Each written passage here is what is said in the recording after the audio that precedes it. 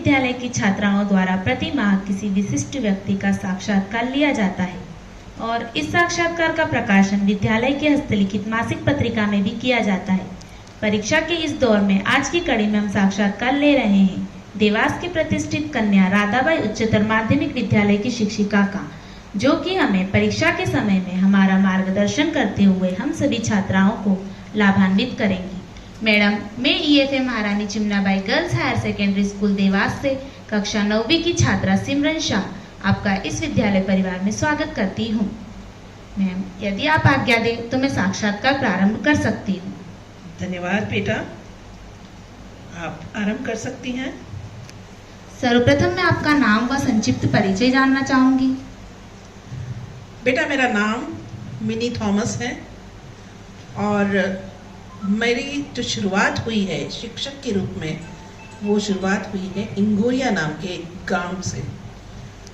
उस दौरान हम लोग की जब परीक्षा खत्म हो चुकी थी MSc की, तो तभी एम्प्लॉयमेंट एक्सचेंज में मैं और मेरी एक सहेली अकस्मात ही पहुंच गए और हमने हमारा वहाँ पर रजिस्ट्रेशन करवा लिया और 1 महीने पश्चात ही हमें DPI से डायरेक्ट सीधी भर्ती के लिए एक आवेदन प्राप्त हुआ और उसी पर हम लोग हमारी जो नियुक्ति पत्र है वो उसी नियुक्ति पत्र के अनुसार मैं इंगोरिया में पोस्टेड हो गई एज अ लेक्चरर।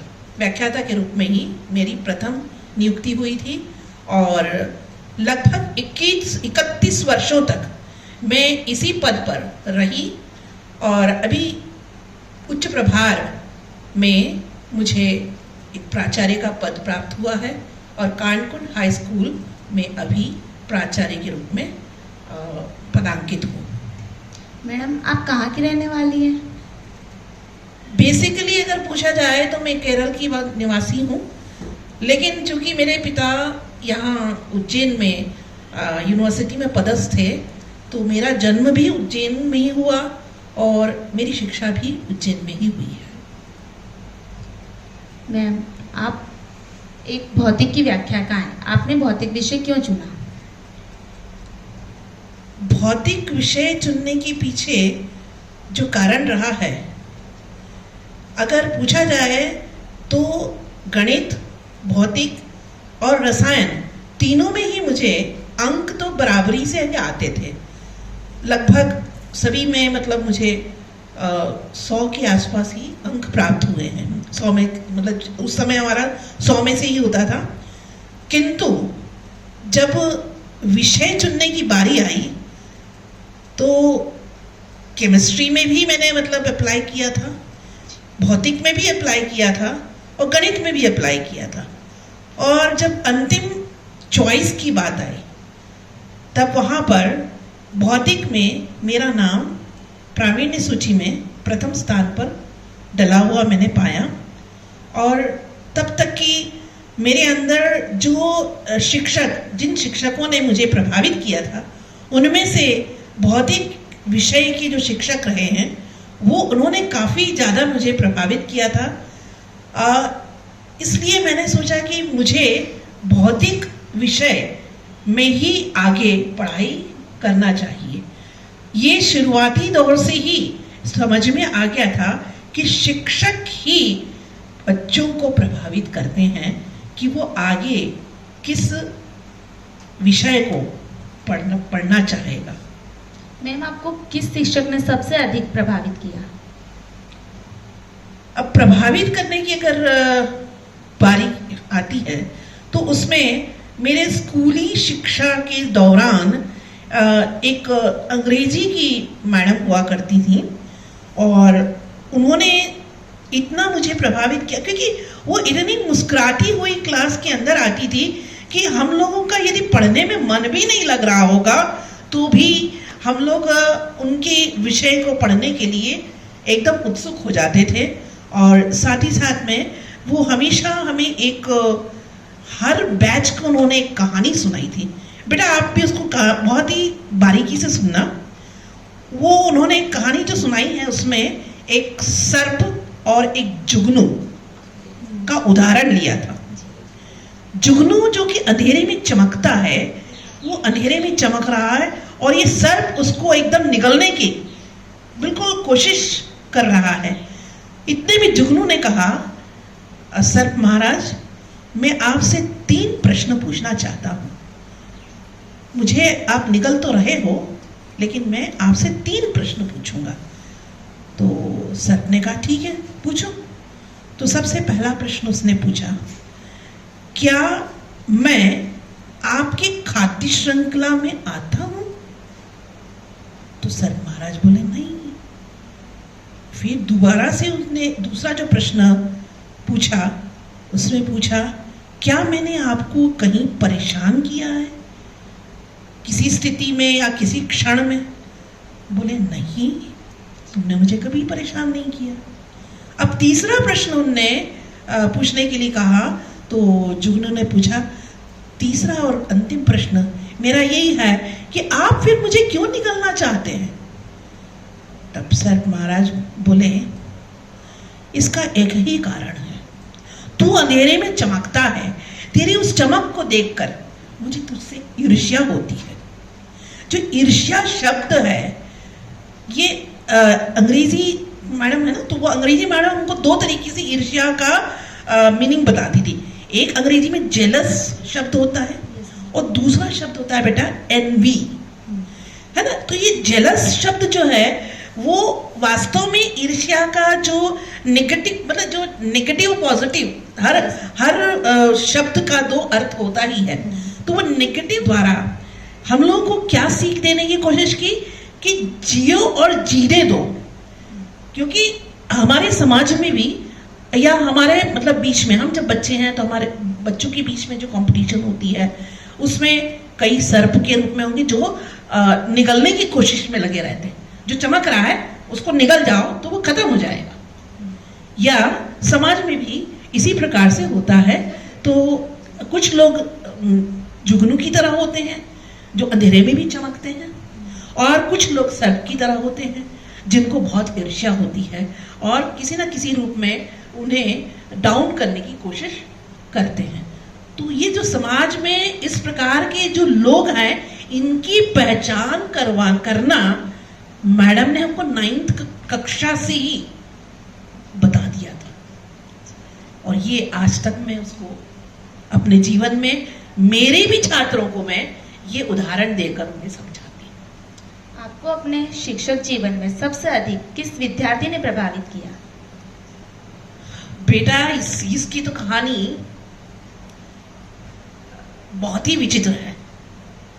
2017, अभी ज्यादा साल नहीं हुए, कि फरवरी माह में जब हम लोग प्रैक्टिकल्स की तैयारी करते हैं, तो ऐसे ही मैं प्रैक्टिकल की तैयारी फिजिक्स लैब में कर रही थी, बच्चों की सहायता के साथ में ही। ऐसे में मेरी एक पूर्व छात्रा मुस्कान नाम है, वो लगभग दौड़ती हुई मेरे पास आई।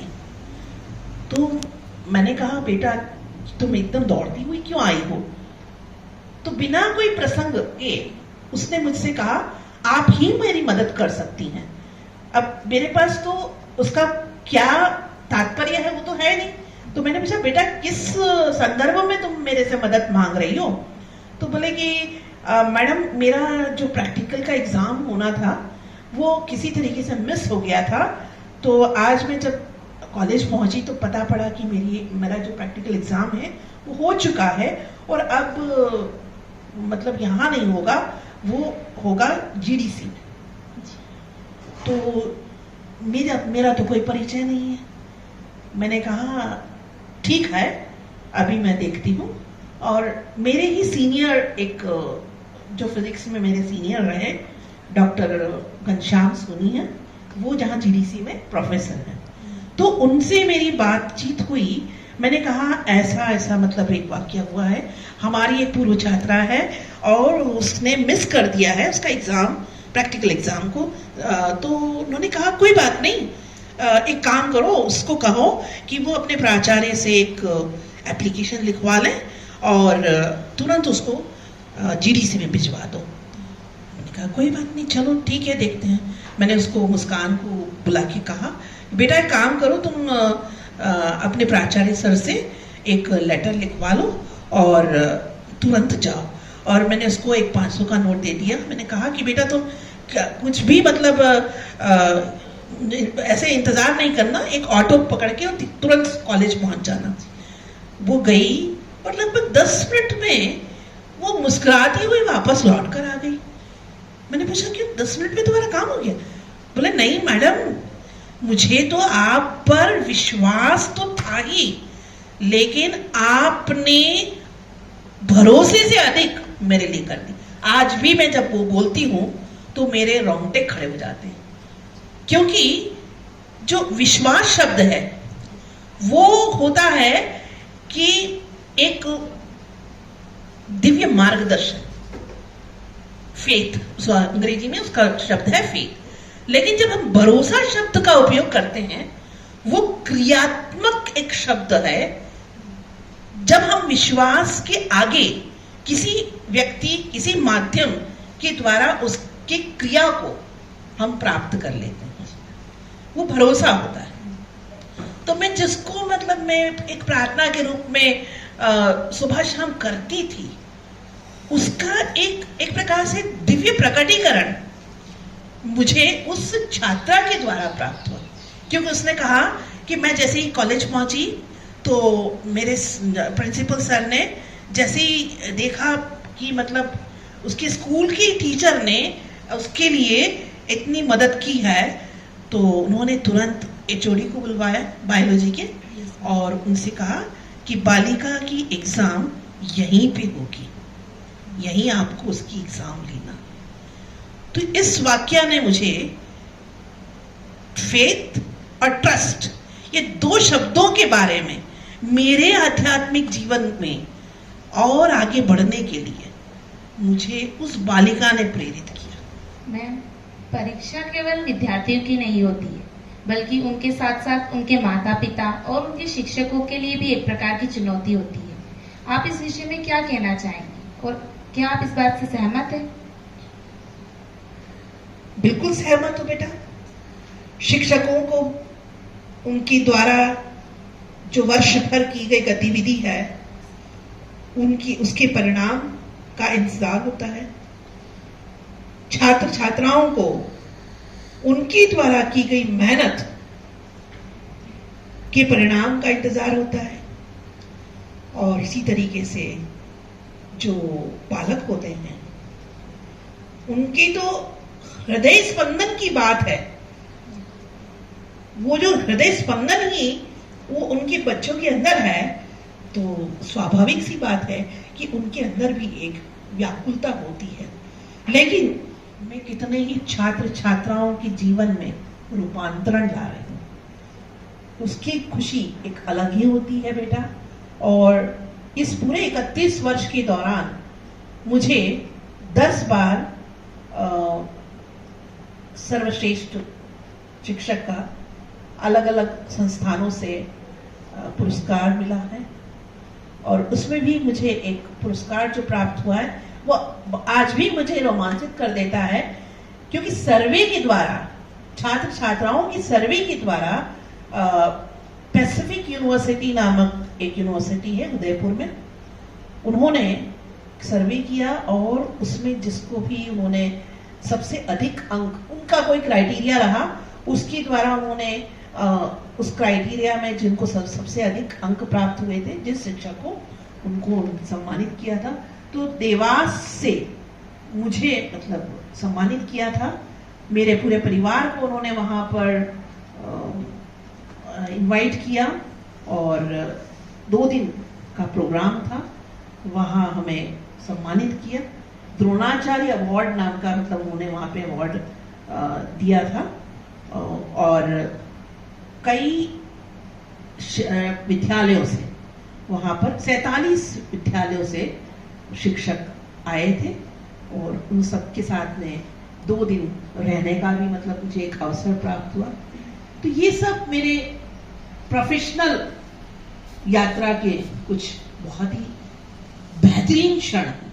मैम, आप हमारे विद्यालय में आई, हमारे शिक्षकों व छात्राओं से मिली, मैं यह जानने को बहुत उत्सुक हूँ कि हमारे विद्यालय के बारे में आपके क्या विचार हैं? चिमटाबाई शुरू से ही एक बड़ा विद्यालय रहा है।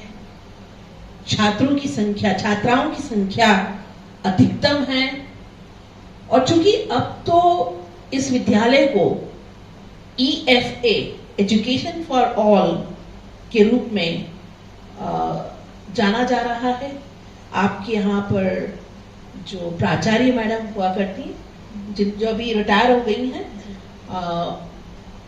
उनका जो एक, मेरे को कहना चाहिए परिभाषा ही कह लो, 3C के द्वारा मैं उनको परिभाषित कर सकती हूँ।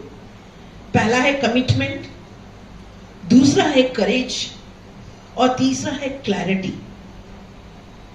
कमिटमेंट टू ड्यूटी, एक समर्पण भाव से अपने कर्तव्यों का निर्वहन करने वाली महिला। दूसरा है करेजियस, कोई भी क्षण हो, कोई भी स्थिति हो, वो साहस के साथ में उसका सामना करती है। और तीसरा है क्लैरिटी, वो दूरदर्शी तो है ही, उनकी दूरदर्शिता में स्पष्टता है। और यही कारण रहा है कि EFA के शुरुआती दौर से उन्होंने जो कार्य यहाँ पर किया है दिख रहा है, और छात्राओं में जो उत्साह उन्होंने पैदा किया है वो तारीफे काबिल है। और उत्साह शब्द जो है, अगर उसको अंग्रेजी में हम बोले, इट्स एंथुसियाज्म। वो स्वयं भी उत्साहित रहती हैं। एक प्रकार से शैशव का जो उत्साह होता है ना, एक बालक का उत्साह जो होता है, उसी उत्साह के साथ में वो छात्र छात्राओं के बीच में भी कार्य करती हैं। अपने शिक्षकों के बीच में जो उनका एक प्लानिंग का वो रहता है, वो भी उसी उत्साह के साथ में वो करवाती हैं। और जो एक स्ट्रैटेजी उनका है, वो एक प्रकार से प्रोग्रेसिव, आगे की ओर बढ़ने का है।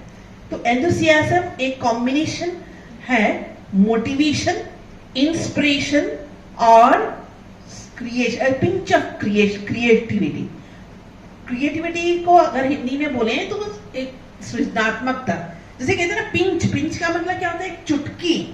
जैसे एक चुटकी अगर नमक किसी व्यंजन में कम पड़ जाए तो क्या होगा, फीका लगेगा। इसी प्रकार से बेटा किशोरावस्था में यहाँ हमारे पास में जितनी छात्राएं आ रही हैं, उनके साथ में कार्य करना इतना आसान नहीं होता है। उनके अंदर की जो फीलिंग्स होती हैं उनको समझना, और उस फीलिंग्स को पिंच ऑफ क्रिएटिविटी मतलब सृजनात्मकता की चुटकी के द्वारा वो उसके अंदर जो चल रहे तूफान और आंधी तूफानी मतलब जो एक ऊर्जा जो होती है, उसे एक दिशा प्रदान करने, एक सही दिशा प्रदान करने का कार्य इस विद्यालय के अंदर होता है, ये मैंने जाना है। और छात्राएं जो हैं वो डिसिप्लिन्ड हैं, पंक्चुअल हैं, और उनके अंदर स्वयं से कार्य करने से तात्पर्य यह है कि कोई देखे या ना देखे, मुझे सही ही करना है, ये सिखाया जाता है। मैडम, आपने अपने व्यस्त समय में हमारे विद्यालय में पधारकर साक्षात्कार देने के लिए समय निकाला और मुझ जैसी कक्षा 9वीं की छात्रा के इतने प्रश्नों के उत्तर दिए। यह आपके सहज और सरल व्यक्तित्व को प्रदर्शित करते हैं। मैं आपके इस स्वभाव से बहुत प्रभावित हुई हूँ और पूरे विद्यालय परिवार की ओर से आपका आभार मानती हूँ। तो यह थे हमारे शहर के प्रतिष्ठित कन्या राधाबाई उच्चतर माध्यमिक विद्यालय की शिक्षिका, जिन्होंने स्वयं विद्यालय पधारकर हमें साक्षात्कार दिया और इतनी अच्छी प्रेरणादर्शक बातें बताई। मैडम, पूर्ण धन्यवाद व आभार।